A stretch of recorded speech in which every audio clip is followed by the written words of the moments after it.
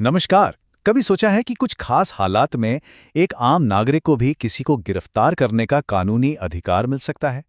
जी हाँ, आज हम भारतीय कानून के इसी एक बहुत ही दिलचस्प और चौंकाने वाले नियम को समझने वाले हैं, जो गिरफ्तारी वारंट से जुड़ा हुआ है। तो सवाल बहुत सीधा सा है। जब कोई कोर्ट अरेस्ट वारंट जारी करता है तो उसे तामील कौन करता है? ज्यादातर लोगों के मन में इसका जवाब होगा पुलिस। पर सच कहूं तो जवाब हमेशा पुलिस नहीं होता। चलिए पता लगाते हैं कि ऐसा क्यों है। लेकिन उस हैरान कर देने वाले जवाब तक पहुंचने से पहले यह समझना जरूरी है कि नॉर्मली होता क्या है, क्योंकि किसी भी अपवाद यानी एक्सेप्शन को समझने के लिए पहले नियम को जानना जरूरी होता है। तो ये सारी बातें आती कहाँ से हैं? ये जानकारी मिलती है भारत की नई कानूनी संहिता यानी भारतीय नागरिक सुरक्षा संहिता 2023 से। और इसका पूरा जिक्र सेक्शन 74 में किया गया है, जो अरेस्ट वारंट के बारे में ही है। अब देखिए, कानून की भाषा में एक छोटा सा शब्द है जो सब कुछ बदल देता है, और वो शब्द है साधारणतः। कानून कहता है कि वारंट आमतौर पर पुलिस को दिया जाता है। इस आमतौर पर का मतलब ही यही है कि कभी-कभी ऐसा नहीं भी होता है, और बस यहीं से मामला दिलचस्प हो जाता है। तो चलिए अब आते हैं उस मोड़ पर जहां कानून एक ऐसा रास्ता लेता है जिसके बारे में ज्यादातर लोगों को पता नहीं होता। यह वो एक्सेप्शन है जो इस पूरे नियम को और भी ज्यादा इंटरेस्टिंग बना देता है।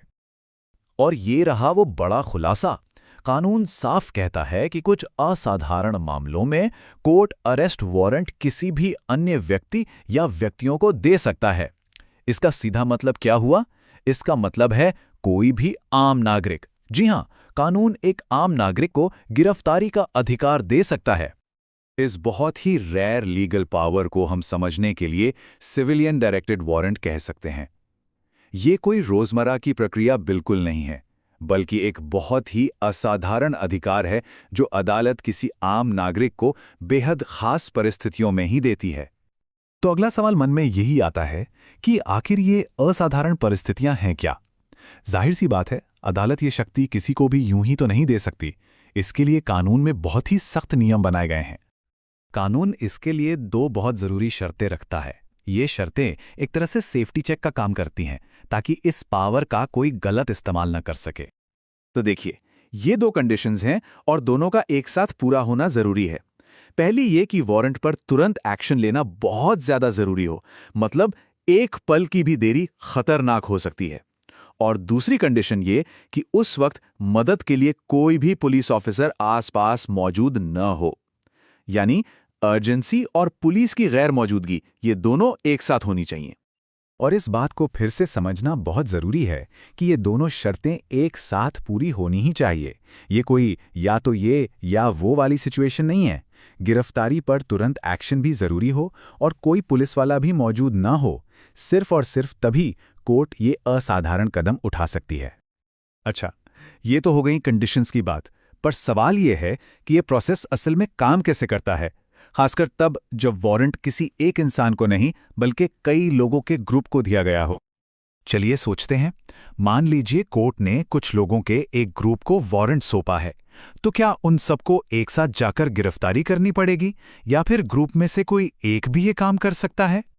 देखिए, कानून इस मामले में काफी फ्लेक्सिबिलिटी देता है।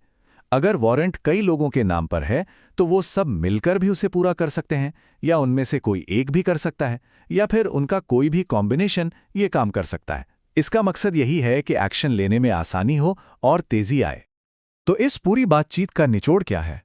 आखिर कानून का ये छोटा सा दिखने वाला नियम इतना जरूरी क्यों है? इसका सीधा सा मतलब ये है कि हमारा लीगल सिस्टम ये पक्का करना चाहता है कि न्याय किसी भी हालत में रुकना नहीं चाहिए। जब नॉर्मल तरीका यानी पुलिस मौजूद ना हो, तब भी जस्टिस की प्रक्रिया चलती रहे। इसके लिए एक बैकअप प्लान मौजूद है। ये समझना बहुत जरूरी है कि ये प्रोविजन पुलिस का रिप्लेसमेंट नहीं है, बिल्कुल नहीं।